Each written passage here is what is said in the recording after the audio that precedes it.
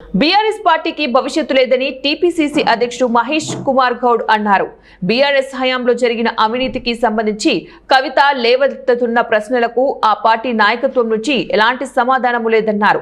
ఫలితంగా బీఆర్ఎస్ హయాంలో పెద్ద ఎత్తున అవినీతి జరిగినట్లు ప్రజలు నమ్ముతున్నారని, భవిష్యత్తులో ఆ పార్టీని ఆదరించే పరిస్థితి లేదన్నారు. బీజేపీ రాష్ట్రంలో ప్రభావం చూపించే స్థితిలో లేదన్నారు.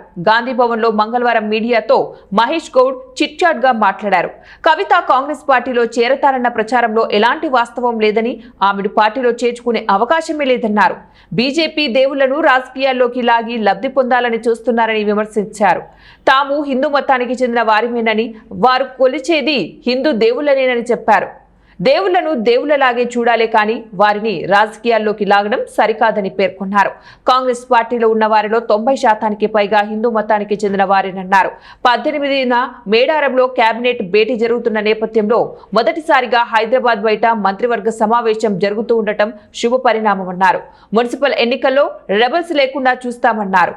బీఆర్ఎస్ హయాంలో జిల్లాల విభజన అశాస్త్రీయంగా జరిగిందని, కమిటీ వేసి శాస్త్రీయంగా మార్పులు చేయాలని సీఎం రేవంత్ రెడ్డి భావిస్తున్నారని చెప్పారు.